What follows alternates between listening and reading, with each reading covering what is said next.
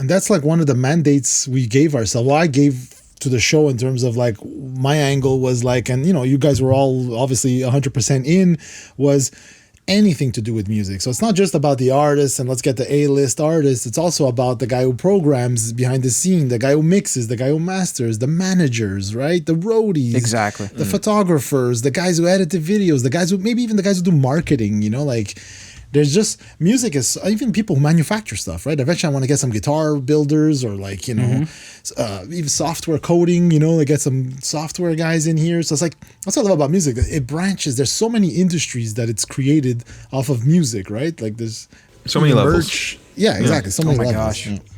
It's really true. A behind the scenes look at all things music as promised. And let's take a look.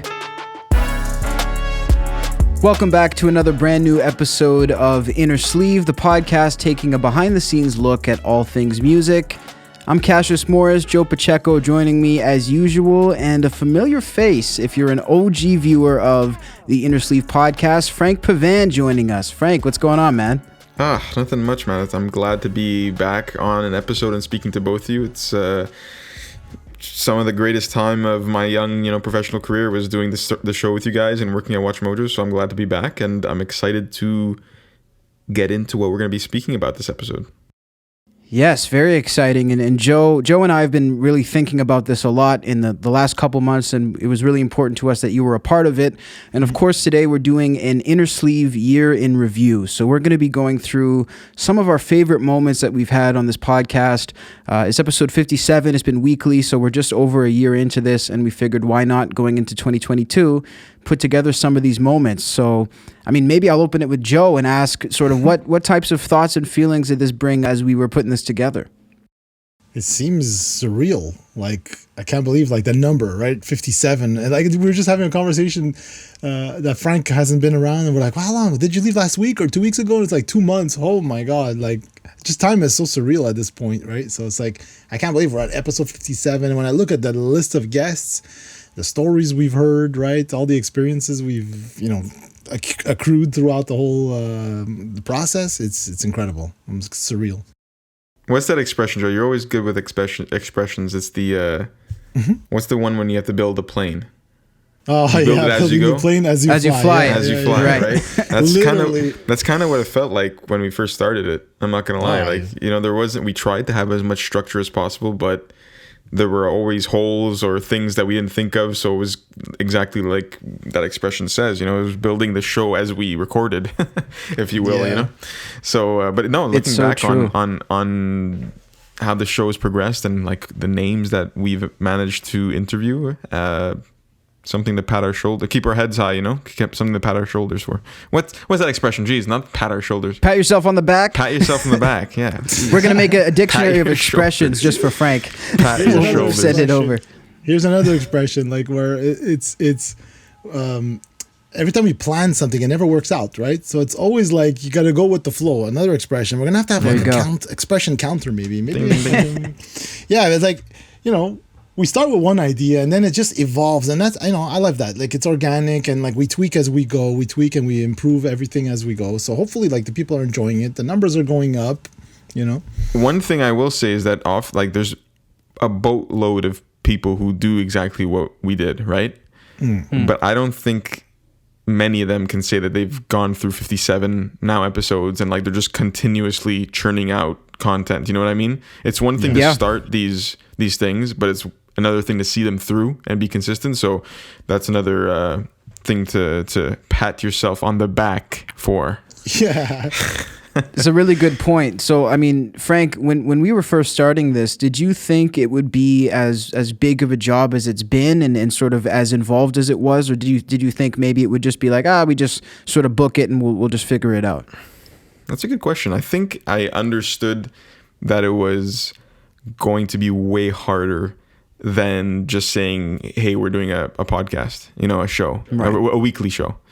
I knew it was going to be a tall task. And, more things would pile up as the weeks and months went on, and you kind of just coped with it, right? So I think we understood that it was going to be difficult, and it is continuously difficult, but it's something that we love to do, and we just love to converse and hear new stories and speak to new people. So it's like we love doing it, right? So no matter how difficult it can be on a weekly basis, a nightly basis, pulling an overnight or pulling multiple hours, to get something done, it's fun, and it's something we enjoy. So, Joe, I never I don't want to sound like a wise old something, but like I've learned to not get too excited about many things, and like in a sense of saying like I said, I don't like making plans. I like having a framework, an idea of what I'm gonna do or what I think I want to do, and then like the process basically always just changes things or makes you adapt and stuff. Yeah, there's been many late nights, man. Like I'm here sometimes like really late doing stuff, and because like I want to get it done. I don't want to, I want to make sure that it's done, like that it gets completed and it gets no mistakes and stuff. And like it's definitely a learning experience, like, I mean, I've done a lot of editing, a lot of like production stuff, but it encompasses all of my skills, like you have to sort of like reach out to people, right? You have to get people, because people are like, well, what's Innersleeve? We're starting episode 1, and like episode 2, we had Marty Friedman. Like, what? What's going on? That was like crazy. Yeah. Speaking of Marty, I know you guys want to talk about some cool guests, right? Do you want to reminisce a little bit? Do you want to go down reminiscing lane? Yes, we're going to jump in. We as mentioned, made a list up of our favorite moments. Real quick before we jump in, if you're enjoying this so far, make sure to click that subscribe button on the YouTube page. We have uploads almost every day on SoundMojo, and you don't want to miss any of those for another great year in 2022. But I think the first one I wanted to touch on, guys, and I'll be curious to hear your reactions on this, is Toto. That was episode 10, I believe it was? No. Yep. 10. Yep.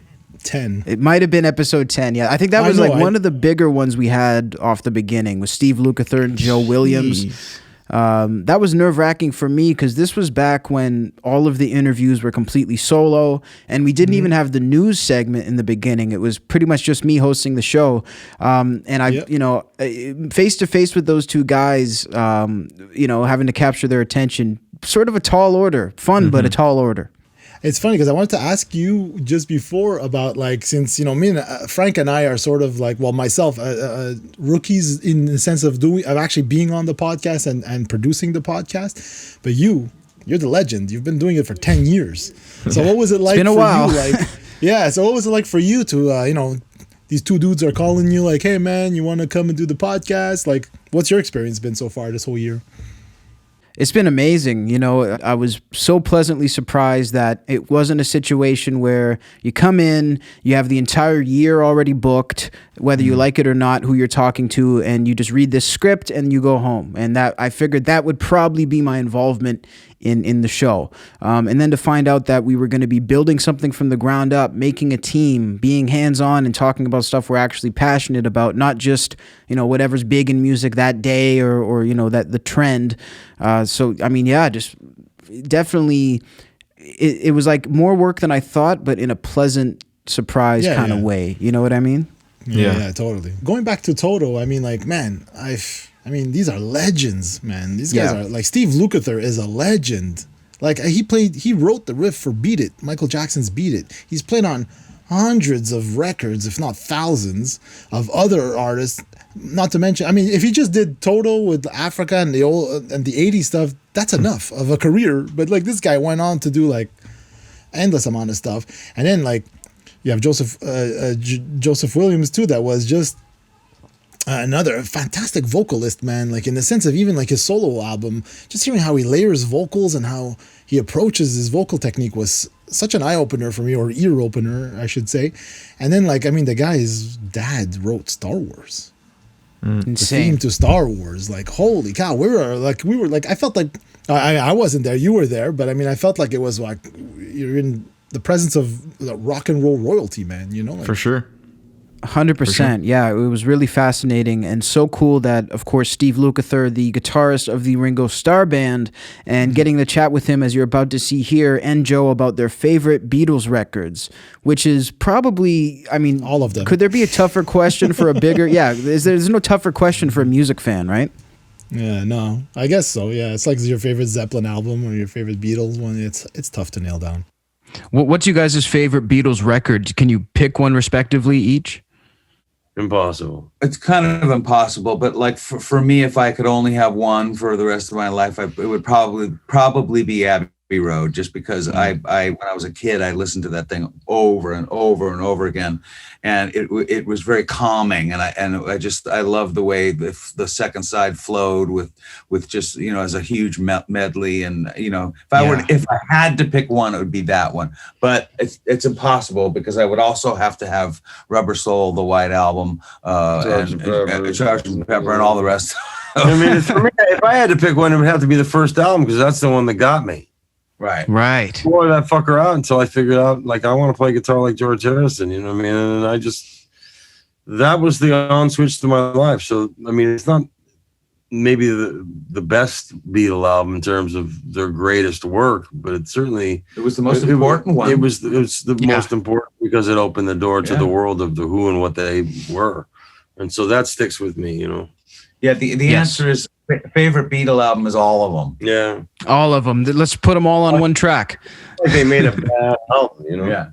No, definitely never did. And I think it's interesting that you mentioned the first record, because I heard it mentioned that, you know, as their career went on, they weren't, you know, being really influenced by much of anyone, but that first record is a culmination of their influences, which I think is very interesting. I mean, it was just, but that was the first one that took America by storm. So, I mean, there was a certain energy to that music if you were young enough and you were there. If you look back at it now, it seems tame and rather, you know, that's not hard to play. But it's also brilliant again. Like it's also brilliant again because it's real. Yeah, exactly. And these guys made that was all of them playing and singing at the same time. It's like, okay, man, that's what the Beatles sound like. You know what I mean?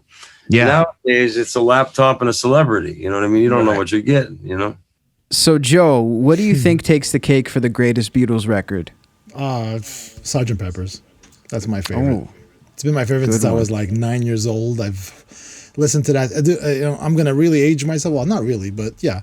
But I mean, I listened to it in my dad's car when I was a kid, 8, 9 years old, and it was an 8-track. You guys know what an 8-track is? It's only like from being a real like collector of all that old stuff. It was like a big cassette where it's like it would, I don't know, it's just, I don't even know how to explain it, but it was like a big cassette that you slammed in, and then you had your 8 tracks basically. You know, you can put a whole album on it at the time. But yeah, I remember playing that thing endlessly, and what's funny is that, like, you know, you had like such a varied styles in that whole record, and that's what I loved about the Beatles. That's what they opened my mind for. Like, it's cello, and then it's clarinet on one song, and then there's a full band, and they're rocking out, then it's a piano. It's like, that's what I loved about the Beatles. And I'm glad I got that experience at such an early age. Yeah, it's nuts. And I know, Frank, you mentioned Sgt. Pepper as well. I mean, one of the quintessential. You'll go for that one, yeah. I know that the question was favorite album or record, but a song that always sticks out to me by the Beatles is "Come Together" for some reason. That one always. Obviously, there's a plethora of others, but that one just first comes to mind. So unique and so cool. So now we're going to head over to a clip that's going to take us to Japan. And this is going to take us all the way back to episode number 2 of Innersleeve. Back when I was so nervous that you could I practically should have had it written all over my face, nervous on my forehead. But that, you know, this was a memory for me when I think of this, just trying to figure out what the hell this show was, how it was going to go, how it was going to sound. And I think Marty was one of the coolest guys we could have had, because he knows how to go with the flow. Like, he's smooth as anything, you know?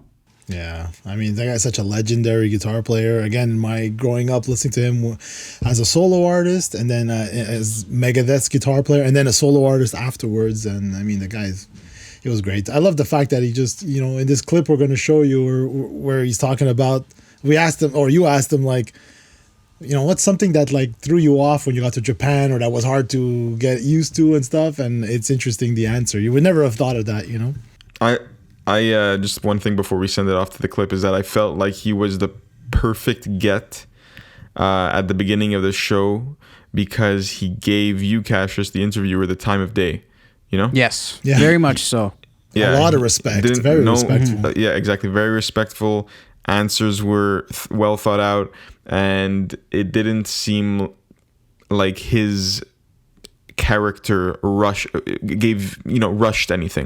you as a interviewer. It was very like, hit me with your best shot, you know? Yeah, he totally made talk. the time and he gave the time of day. Yeah, which is, and I think that's a testament to who Marty is. Anytime I've got to chat with him, just a true class act, really down to earth guy, and a guy who is really fascinating, to uproot your life and move from America and move to Japan with virtually none of your family. I mean, it's a fascinating story, and also being one of the greatest guitarists of all time makes it a tad bit more interesting as well. So we're going to jump into this with Marty Friedman. Let's go. A question from YouTube. Brandon Atchison wants to know, what is one thing in Japan that was the hardest for you to get used to when you first moved? Oh, good question. Oh, wow. Actually, it might be hard to pick one. Actually, it wasn't as hard as I thought it would be, because I'd been to Japan so many times and I kind of knew the rules, and there's a lot of rules. I think the hardest one, the only one that I really had trouble with, and it wasn't a big deal, was the separating of garbage. Okay. Garbage and recycling is a definite thing over here. And it's, if you go to like any place where trash is thrown out, like in your apartment building or in your housing complex or wherever you are, the trash is clean. Even the trash room. You clean the actual trash before you throw it out. Oh my gosh. So, like if there's a box, say you have a cardboard box and there's a lot of tape and labels and stuff on it, you got to take all that sticky stuff off. And all that garbage off. And so the box is pristine and can be recycled. Wow. And that's insane. You have like a bottle, a soda bottle that you drink, you have to wash the thing out and then take the label off, which is also recyclable, and separate that and put it in a different recyclable column, and then separate. And all these things took a lot of time for me. In my very first apartment, I remember I threw something out wrong and got caught by the landlady there. And because like I put this bag down of trash, and you could hear like the clink of like a bottle, and that bottle was not supposed to be in that trash bag. You can't. Wow. Bottles and paper and all that stuff. So she heard the clink, and she happened to be there, and her head turned around like this, and like, oh my God. And then like, here I am, another foreigner making us all look bad. You know what I mean? Yeah. You're like, I got a tiptoe around here, like I'm doing my thing. Definitely the top of my list, Tokyo and other places in Japan to go to. I mean, how about this? So here's a wild card question. If we could do an Innersleeve special in one city, wow, where would you guys want to do it? I see you coming. Where would I do it? That's a good question. Nothing I ever thought about. In one city, huh? This merits some thought. Yes. One city. I would think maybe somewhere in Italy, man, like Tuscany, Rome, some nice place. Are we talking? Yeah. Are we talking like so that we can, after we're done recording, we can go and have a good bite to eat, or are we? I guess so. You know what? Let's make it that. It'll be a working vacation. Dream vacation kind of place, No, that sounds really good to me. Speaking of exotic and strange places, we talk about some of these locations here in this next clip with Daniel Lanois. And this was really interesting because, Joe, I know you're a particularly big fan of Lanois. The interview was really special for you to have on the show. Oh yeah, like when I saw that, I'm like, I saw he was putting out a new album. I'm like, we gotta hit him up. I definitely love this guy. I like just been following him since I was a kid. And just the caliber of work that he does, and his whole it's more like when I really got into him, I always knew Lanois on the surface. I heard of him. I knew he did Peter Gabriel's, which is amazing albums, U2 and all that stuff. But then when I heard him, like I said, I was watching, I got free tickets of all things to go to a show, and I saw him play, and I swear I thought I was watching Hendrix. Oh, man. Like, just the vibe of his playing guitar and his attitude and the rock, it was just like, wow, I had like a religious experience watching him. And then I went down that rabbit hole of listening to all his stuff. At the time, like I said, YouTube at the time wasn't like full of these cool clips that we can find today, so you had to really dig. But I found some really interesting stuff, and it just made me like him more and more. I just loved his whole philosophy and his whole approach to recording, very chill, laid back. Don't worry, everything's going to be fine. We're going to make it work, That's what I like about him. Absolutely. You're in great hands when you're working with him. And without further ado, let's jump into a little clip with Daniel Lanois. In terms of the U2 records and the work you did with them, obviously, probably their most iconic work. What sort of room are we talking about with U2? Because those records, they all have such a big, vast sound. It seems almost impossible to create. We recorded in a lot of different locations with U2. When I first went to work with them, we worked in a castle in a place called Slane. So Slane Castle, a historically significant place because the Battle of the Boyne was fought just yards from where we were making the record on the River Boyne. Wow. This was a definitive battle that meant that Ireland lost to England. And the lads wanted to be away from the formal studio, and they wanted to be in a place like that. So it was a very beautiful setting. And, needless to say, you're in a castle, so that's going to have a vibe of its own. No but question. Most of the record was done in the library of the castle. The library was very dense with books, and in the end, it had the best rock and roll sound. And was this for Joshua Tree? No, this would have been for Unforgettable Fire. Gotcha. The Joshua Tree was done in a country house, on a farmhouse outside of Dublin. And again, a very, very great sounding place. The main room that we had the band in had a wide plank wooden floor, and the drums sounded thunderous in there. It was hard to go wrong, and there was a fabulous setup, and we were very concentrated, and everybody wanted to do very innovative work. So that's probably the most important thing, more so than the location. But it was nice to be off the beaten path, to be in the country, and there was even a donkey living in the house. Really? That's a nice little touch. The donkey would come in to check out some mixes. Thinking back to the earlier episodes of the show, I think one of my favorite episodes was with Chris Holmes of Wasp. You guys remember that one? Yeah, man, definitely an early one. How can you forget? 4, yeah, 3? Exactly. I mean, to be honest, like when the name Chris Holmes came up, I'll be honest, it was like, who? Chris Holmes. Like, I know that. I should know that.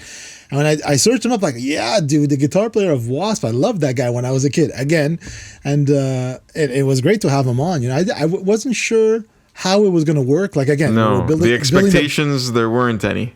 Right. Yeah, that's it. We were just building the plane as we flew it, but man, was he just such a gentleman. And like, he was. Yeah, for sure. And for those, who maybe saw the episode or been following the show for a while, coordinating this interview might have been one of the most challenging and confusing ones because he was out in France, so there's a big time difference. He's out in like the countryside with his girlfriend. I'm not too sure if they're married, and their dog Gus, right? Isn't it called Gus? We made a couple cameos. Is it Gus? Yeah. I don't remember the name. I think it's Gus. If it's not Gus, it's something similar like that. And his internet was choppy, and like we were just hoping that he heard Cassius the whole time and his answers would be at least be coherent. But it worked out. Yeah. It did. It was really fun, and just I like that he has a sense of humor about himself. He's sitting there telling me he was going to become a priest, and I'm like, saying, okay, being polite. And he's like, me, a priest, the crazy guy on drugs. And, it was so funny that, he wouldn't have even minded if I would have laughed in the first place, a sense of humor. And I think he realizes that's part of his wild man character. That one was a whole lot of fun. Another really fun episode that we did, I think one of the earlier bands we interviewed all at once was The Damn Truth also. Yeah, local guys and girl singer from here. And I'm glad that they accepted. They came on. They gave us a great interview. We got some nice deep dives into how they worked with Bob Rock and stuff. But I just wanted to mention that they're they took over Montreal kind of and a bit of Canada. They're getting their airplay and stuff. But now they're taking over the UK, man. They're the UK is in love with them. They're magazines. They're getting picked for best video, and they're winning little so it's awesome. Good for them. Huge. Good for them. So I just wanted to just mention them and and just man, keep going, man, keep going. You guys are gonna go all the way, Mm-hmm. They definitely are. They're headed for the top, and it's always refreshing to see a new rock and roll band out there kicking ass and really making a name for themselves all over the world, just like the classic times. That's what it's all about. I think I kind of got to give a nomination for maybe the weirdest episode that we've ever done, and I think I'm gonna have to give it to Gwar. I mean, that was one of the more surreal and comical episodes I think we've ever put together. Interesting enough, how we were talking about at the beginning of the show and with Chris Holmes, we didn't necessarily have a plan. We didn't have expectations. Right. We kind of did when you interviewed Gwar. We had at least a game plan. A game plan of sort of. We wanted to stay in character. Yes. We wanted, yes, for them. We wanted. So Cassius was acting as if he's some human from Earth, and they're these otherworldly beings from outer space, and so that hit home. I felt like they played along. They did. Even though it's probably supernatural for them now. But yeah, I feel like I don't know. Those people are weird cats, man. They're weird cats. They're so funny. I don't know how else to put it. I've always seen the name Gwar. I've always seen it around, and then I never really dug in too much, But so I didn't know what to expect. I knew that they were going to be in character. What's funny is what people don't know is back in the day when Cassius would do the interviews, he would always message us right after, man, this was awesome. Oh, we spoke about this, we spoke about that. So he would chat us everything. But then when I got the files and I see that, oh my God, they don't even fit on the screen. Yeah, they were physically huge. and there was supposed to be a third one of them. Yeah, that's it. Oh my God. I know. we physically couldn't have fit them in the frame, and you guys will see when you see this here. It's we need 8K. We need 8K video, to fit them all. Literally. On the screen. We got Steven Spielberg coming in for the full band interviews to make sure that we can capture it. Let's run this one. This was a fun one. Here is Gwar on Innersleeve. Speaking of space and you guys, obviously your UFOs, I mean, here in Canada, it's actually been reported to the police that UFO sightings have spiked almost double here in Canada. I don't know if you guys were trying to get back in or maybe some of your home people were flying around. I think that's some other scum dogs looking for us. Maybe Sawbore. Yeah, we got a big giant thumb sticking out of Antarctica. We're trying to hitch a ride off this planet, so they're looking for us. Giant thumb. They're in the wrong hemisphere, but they're looking for us. Yeah. I love it. So you guys have contact with your own species outside of Earth, I would take it. We try, but we're sort of the stepchild. Yeah, we get crappy reception here on Earth. Yeah. The reception's not too good to space. Yeah, we're looking forward to that wrap of 5G. Yeah, exactly. That'll help Gwar all the way, 100%. This episode here that we're about to talk about was so cool for me personally, and I know, Joe, you probably got a kick out of it too, simply for the fact that we both have a history in photography and concert photography. And this guy, Bob Gruen, who we had on the show, who, if you don't know, one of the most prolific photographers of the 70s and 80s, the personal photographer for John Lennon and Yoko Ono. He took the photo for the Kiss Dressed to Kill album cover, the legendary sessions with full tuxedo sort of suits. And that's what we talk about with him here. And man, this was just so cool to hear about the old stuff, but also to hear his approach on current photography. And, it's really something when you can hear a master give his expertise in his field.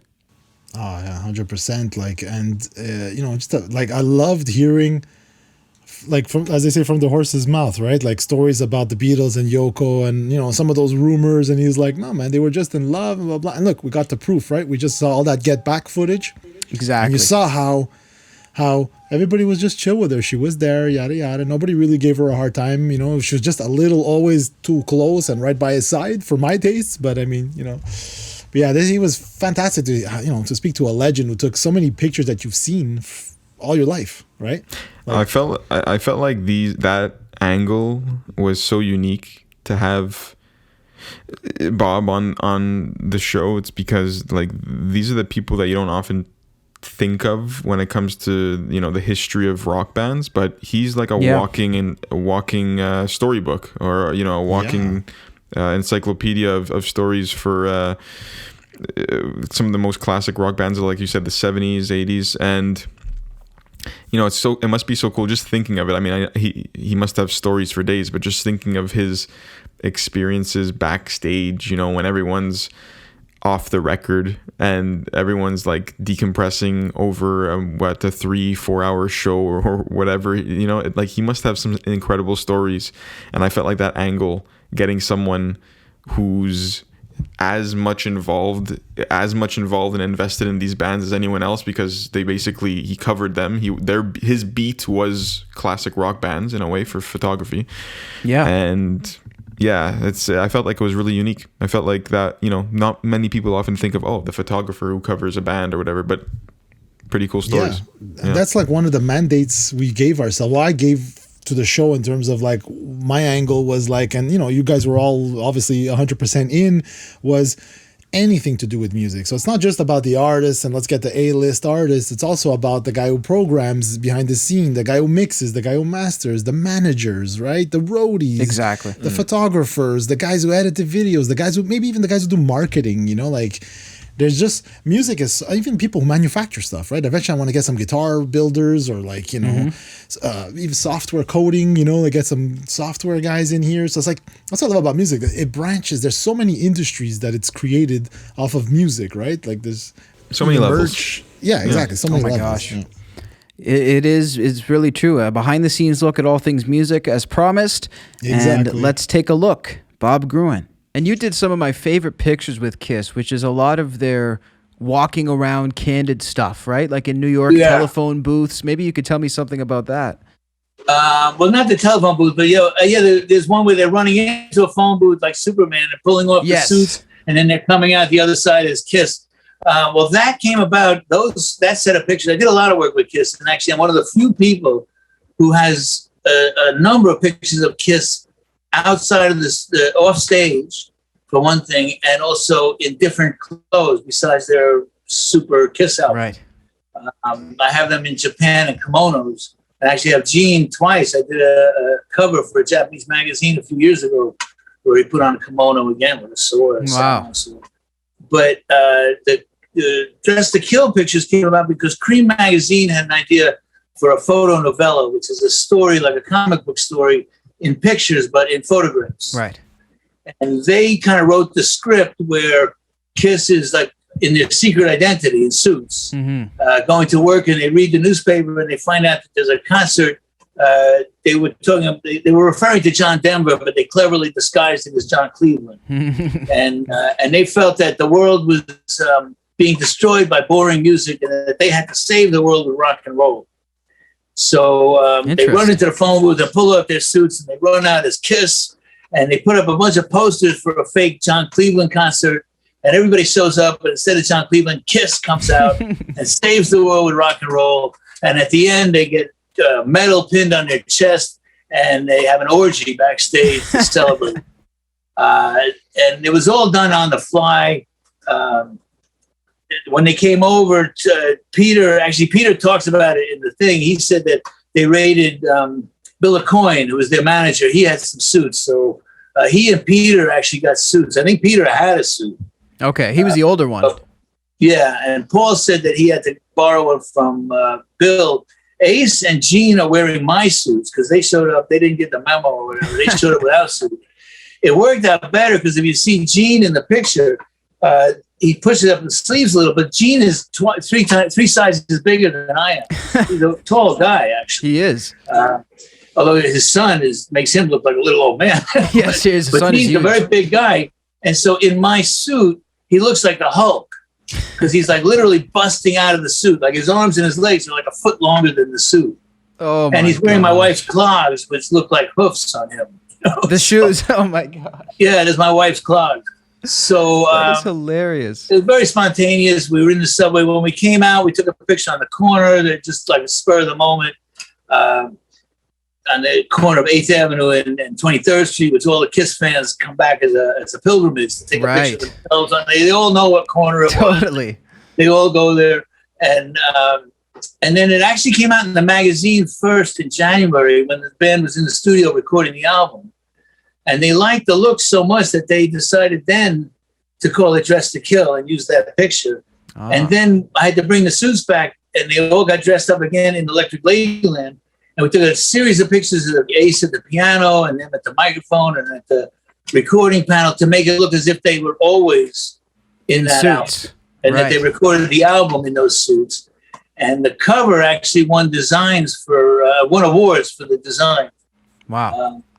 Because the name is not actually printed, it's embossed in a black border around the picture. It's the Kiss logo's embossed on the thing, and it won a lot of design awards. And it's one of the most well-known Kiss photos out there. One thing that actually came to mind after rewatching some of that footage from our interview with Bob is I wonder how he feels about the Beatles' Get Back. I wonder if any of his footage was used. Any pictures, I wonder. Like if Peter Jackson went into the archive and got some images or something that he was involved in, Maybe.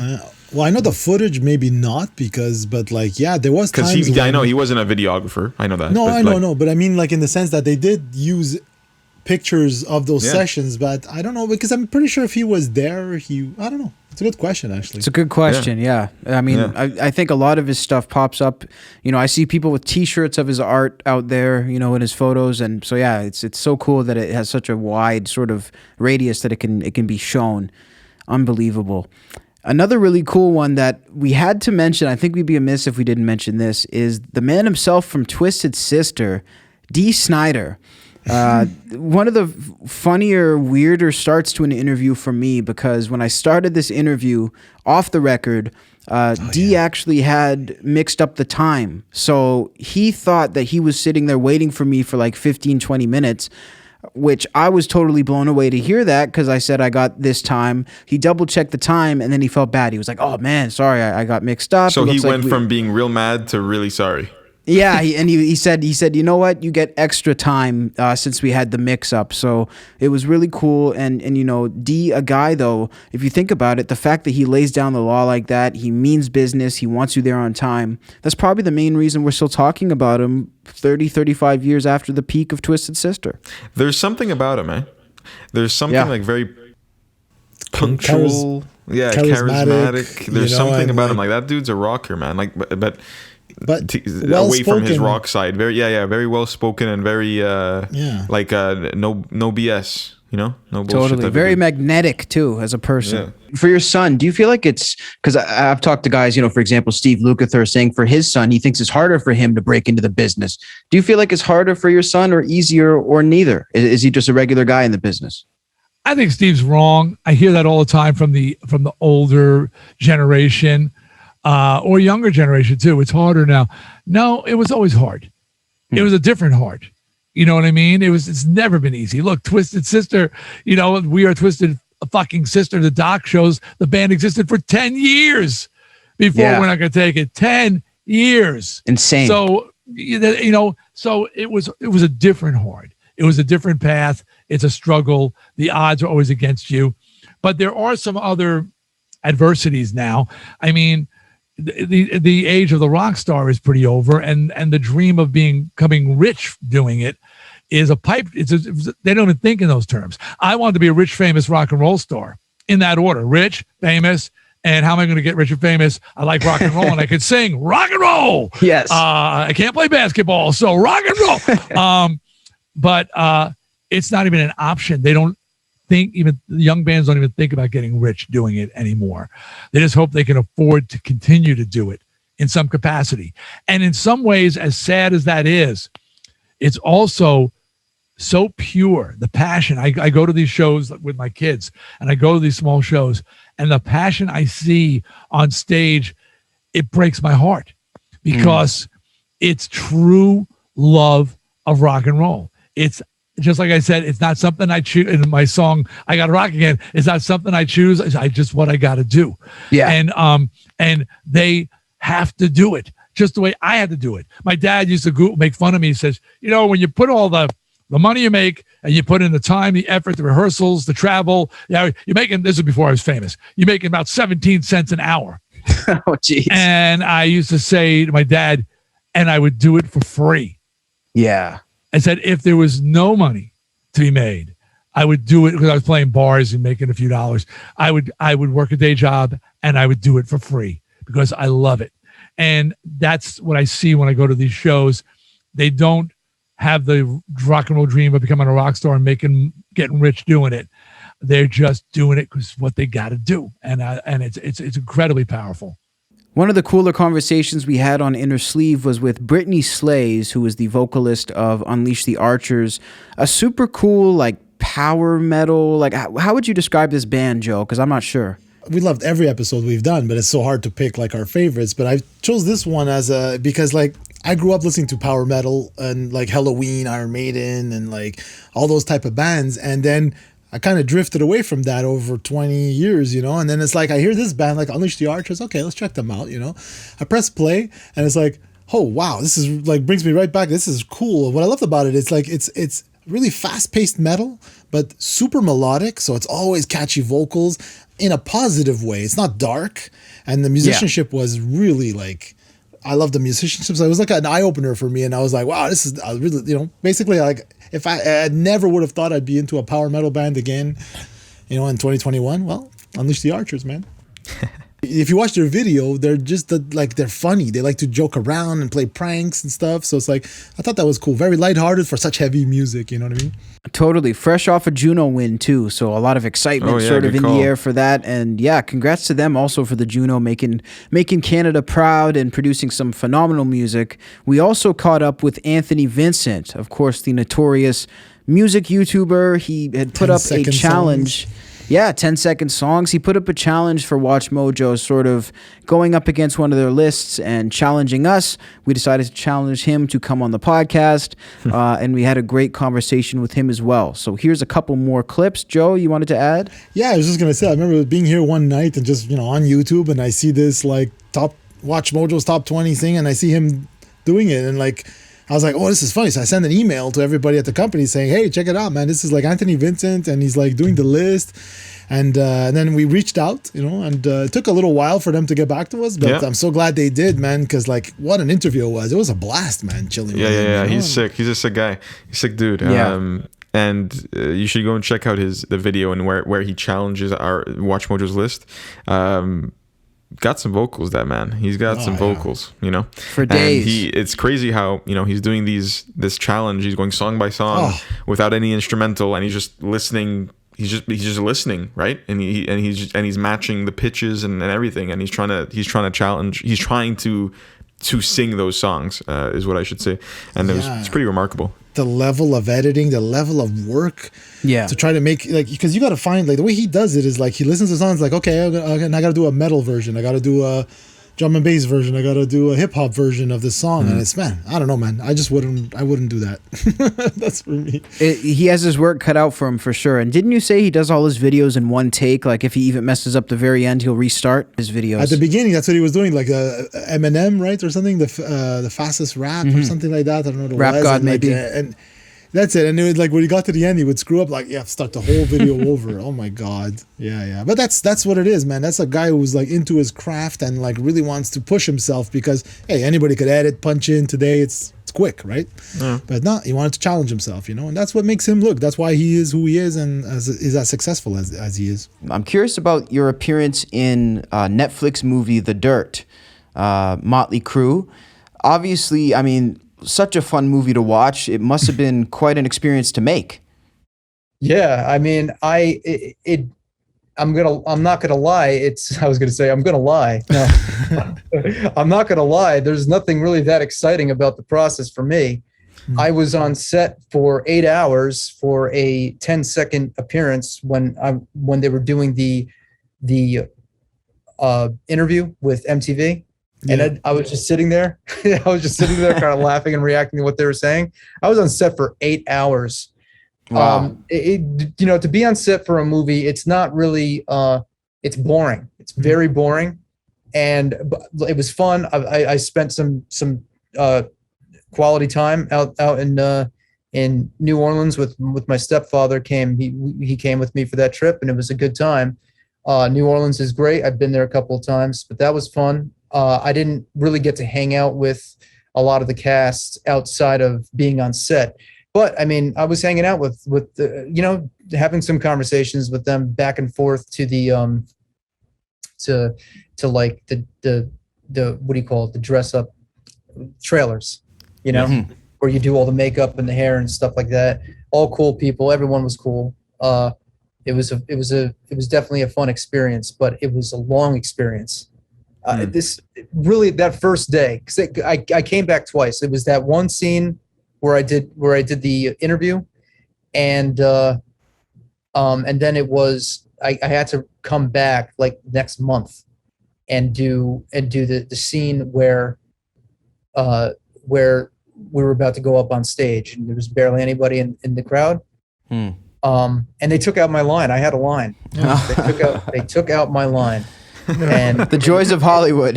Yeah, the line was I went up to Mick and I said, when are we supposed to go on? I was really excited. It took him so much time. And they cut that out. And he said, he was like 20 minutes ago.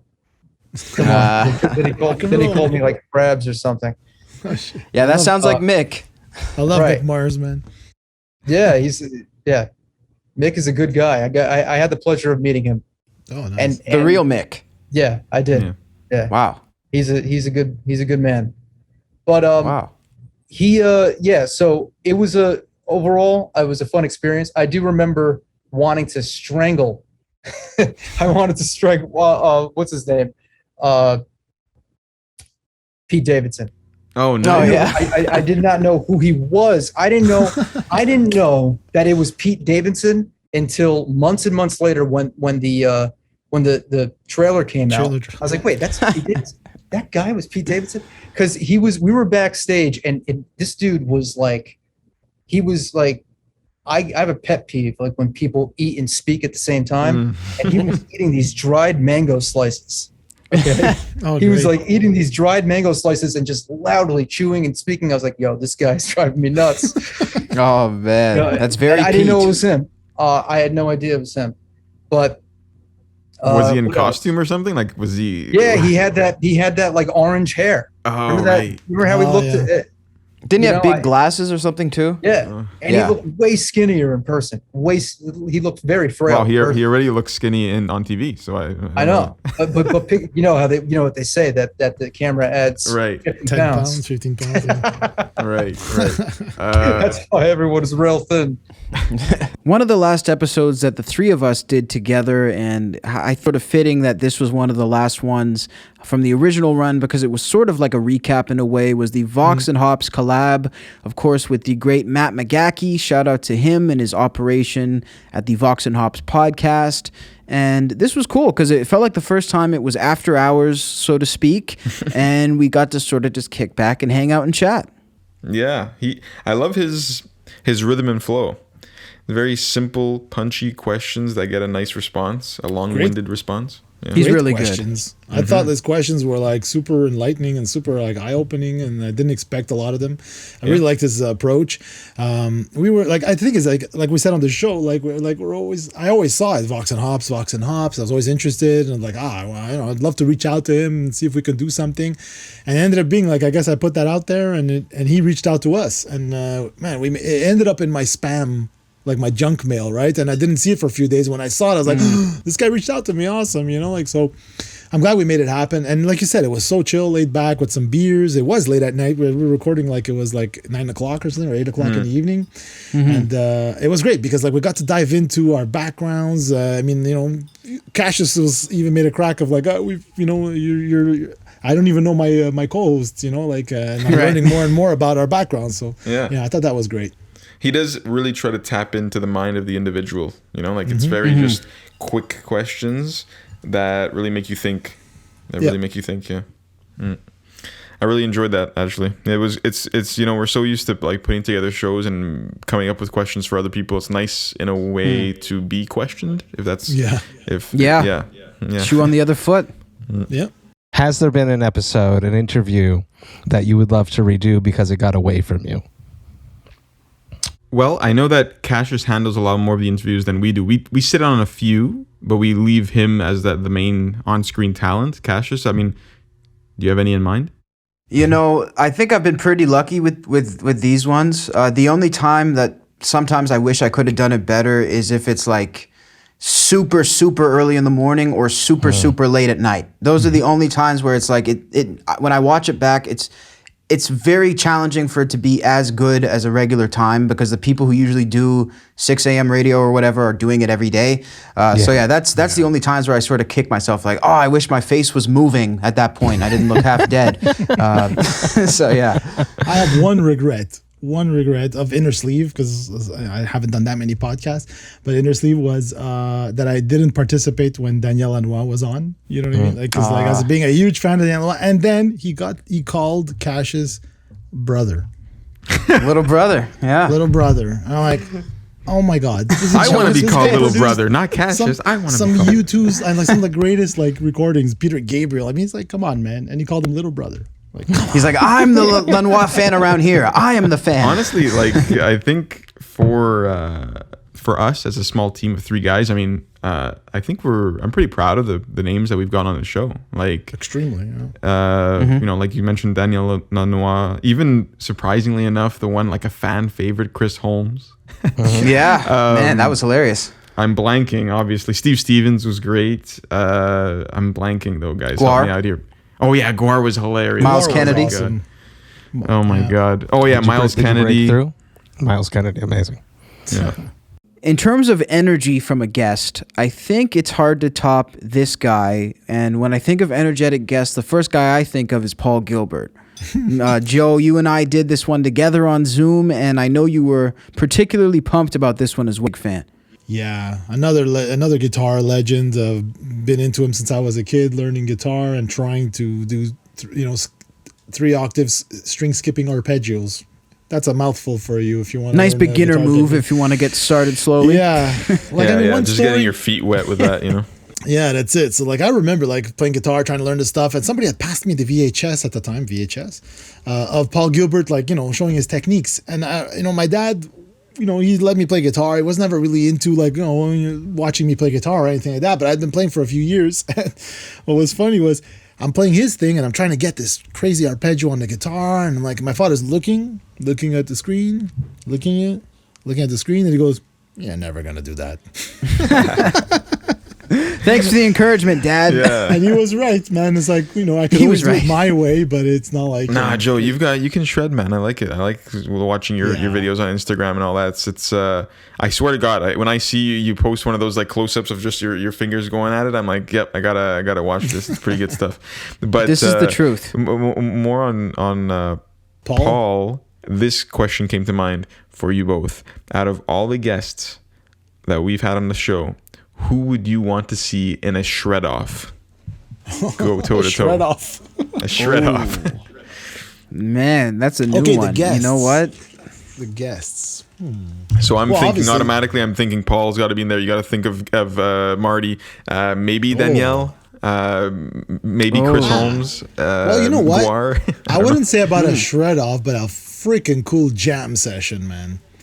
Like if you think about it, if you get like Marty, you get Lanois because he's such soulful blues. Oh, even Nita Strauss. We didn't talk about her. Oh, that would be sick Strauss. too. Exactly. She was great. Honorable mention to Nita Strauss. Yeah, definitely. And she said it was one of her favorite he's done. So I think that's definitely a good mention for us. Yeah, I was so happy when we got her, man. Honestly, like it was a relief because I felt like that was one of the first bigger names, you know, that we had gotten, and she was a treat for sure. You, Cash, any thoughts? Man, honestly, if I could see Marty Friedman in a shred off with Steve Vai, I think that would be that would be like Crossroads on crack, you know, like just the whole new part 2. That would be the coolest thing in the world because I feel like those guys, there's so much debate about who's the greatest, and we could, you know, maybe settle it. And we can have Bob Gruen I think that would be awesome. documented, you know. You have a vast discography of work and stuff, but as someone new who hears Paul Gilbert for the first time, where would you recommend they start? Oh my goodness, I'm still working on that. I would say that's a good question. You know, a couple albums ago, I did a record called "Behold Electric Guitar," and that turned out really good. It's funny because I didn't start as a blues guitar player at all. I started as a heavy metal guitar player. And one of my favorite songs on that record is called Blues for Rabbit. Rabbit's a reference to Johnny Hodges, who was the saxophone player in the Duke Ellington band. Okay. And so this is all style, it's me really reaching out to different styles.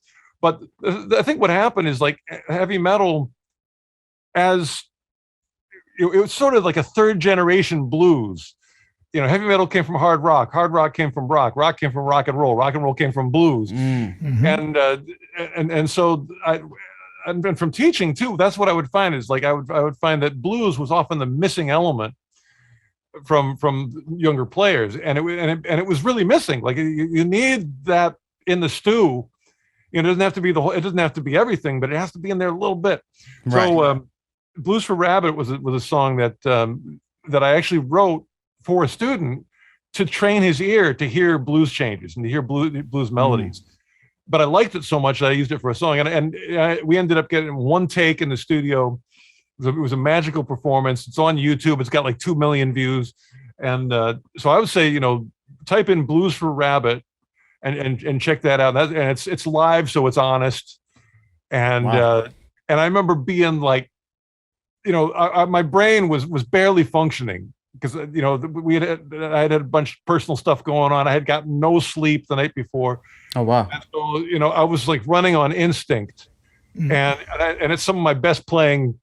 I'm really proud of how I played in that tune, and it's to me that's it was the planets kind of aligned and allowed me to to sing with my guitar and get it done right, even though everything was against me. It's been one hell of a year, as we can see right here at SoundMojo, and we ended it off with a bang as well. Now, one of our magnum opuses for 2021 was an interview with Steve Vai, and this full episode is actually going to be dropping on next Friday. It's going to be episode number 58 of Innersleeve, but we have an exclusive clip from this interview for you guys in today's episode, and I think it's hard to top this podcast for us guys. I mean, Steve coming on, participating in our segments, giving us stories about Zappa. I mean, does it get any better than this? Man. Joe, you were with Cassius in this one? Yeah, man. Okay. And I was like, I mean, when we were talking and, we were in the Zoom waiting for him to come on and, nothing was happening. We're talking. We're like, okay, maybe he's got, because we knew he had other interviews. So I was like, okay, it's, wrapping up another interview. And then we just see Steve Vai coming in. Holy shit. Whoa, he's coming. He's coming. And then it's like, he comes and it's like, someone like you've respected your entire life. And then he just comes and he's like, hey, he sees my name. Hey, Joe. And I'm like, oh my God, you said my name? You made my year. And then we all started laughing. We cracked laughing and it just broke the ice and we went from there. I mean, I don't know. It's like, are you going to include that part? Was it recording? or no? No, I edited that out. That's why I just said it now. But maybe I'll show it here as a clip. You know? But anyway, Joe fanboying over Steve Vai, but I'm not embarrassed about it at all. But I mean, if you picked one person to do it for, you picked the right guy, I think. Yeah, but I mean, like, just the fact that, like, this guy is so gracious, answering all our questions, at length, explaining, like, all his background on how he designed his guitars and stuff, and then he'll make some cool jokes out of nowhere. You'll see next week. He just makes some cool jokes out of nowhere. You're like, and he drops a Frank Zappa story. And you're like, I even said it. It's in the show where you'll see me say, like, I can't believe I'm hearing Frank Zappa stories from Steve Vai. It's like all I'm missing right now is like a scotch and a cigar, and your that's worlds it. collided. I'm done. Seriously, your worlds collided there. 100%. Insanity. Yeah, so good, and this was really, really fun. So here's a sneak peek of the Steve Vai podcast, and we can't wait to drop this one for you guys. Oh, Frank used terminology to get you to do his bidding, and it was amazing. It was funny as hell. Sometimes it was very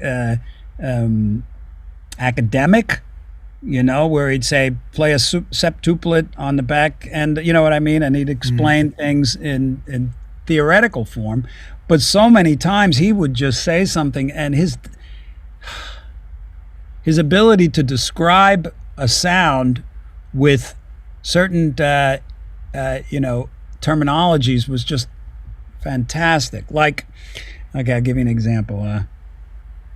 Okay, so we're in rehearsal once, and Frank in rehearsal, he would just he'd be laughing most of the time and creating. Do this, okay, now you do this, okay, and then do it like this, and then, and then when we do it, he'd go, ha, ha, ha, and sometimes in that space, terminology would come out, and one of them was, okay, I want to get it right. Okay, so he would say to the keyboard player, there was this one section, I'm trying to think of the name of the song. I think it was like We're Turning Again or something, and Frank was writing it, and he goes, in this part, you need to sound like, it was like Mr. Rogers' Neighborhood on acid or something like that, So, okay, so Mr. Rogers, okay, so right away, that means you got to go tinky, tinky, tink, and on acid, now that's what he's looking for, you know what I mean? So he would use great terminologies. Well, that about does it for our year in review retrospective right here on Innersleeve. I mean, from Gwar to Daniel Lanois to Steve Vai, it has been a milestone year, I think, for the show, and I guess also because it's our first year, so definitely a milestone. But, what do you guys think? What's next for the show? I mean, what are you looking forward to in 2022? Well, I would just start off to say, we love all the other stuff we've done, don't want to leave anybody out. Joe West. I mean, there was so many cool interviews and stuff, but I mean, we only have a limited amount of time. But moving forward, like I said, I just want to keep the, look, behind the scenes look at all the stuff that becomes music. Like, we want to cover more concerts, but I mean, now with all the lockdowns and stuff, it's hard. But just keep improving, better guests, not better guests, but, just keep getting, some interesting guests, and hopefully, we, the people just enjoy everything, what we bring, Yeah. I think you got to stay true to what the show is. It definitely has its own identity by now. It's well established, it's a rolling machine, so it's good to see. So what about you, Cassius? What do you think? What are you looking for in 2022? I'm definitely looking forward to getting more behind the scenes in the music. I think we've dealt a lot with the people on center stage. Now we definitely want to look more into those people, like Joe's saying, behind the scenes.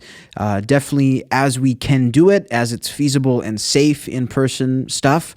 Regardless of when it comes back, we definitely have stuff up our sleeve for that point. So we're just going to keep delivering in this method and keep rolling with the punches. And real quick, if you guys enjoyed this, just thank you so much for supporting the show. Whether if you've watched it, if you've listened to it, if you sent it to a friend, left a comment, whatever it may be, I think I can speak for all of us and say we really, really appreciate it, each and every one of you guys, because it's been so much fun. Joe, anything else? Just thank you. Just appreciate the people, everyone who's supported the show, everyone who's commented, people who have bought merch and sent merch. Support the artists on SoundMojo. And it's like, just like, thank you very much. And let's just make 2022 kick even more ass. Let's do it, guys. As we mentioned, we're almost at 25,000 subs on SoundMojo. Make sure to go smash that subscribe button. Click the notification bell right next to it. You can pick some alerts or all alerts. Obviously, we recommend all alerts, but to each their own. Yep. Make sure to subscribe for those daily updates and check out our merchandise as well, which is for sale. We have a link in the description below. Hoodies, t-shirts, hats, crew necks, you name it. We got SoundMojo, everything to keep you warm through this season. And of course, check out our social media pages at SoundMojo. We post almost every single day with On This Day in Music history every single day of the week. So don't miss that at all. Thanks so much for checking in with us. We'll catch you guys next week right here on Innersleeve.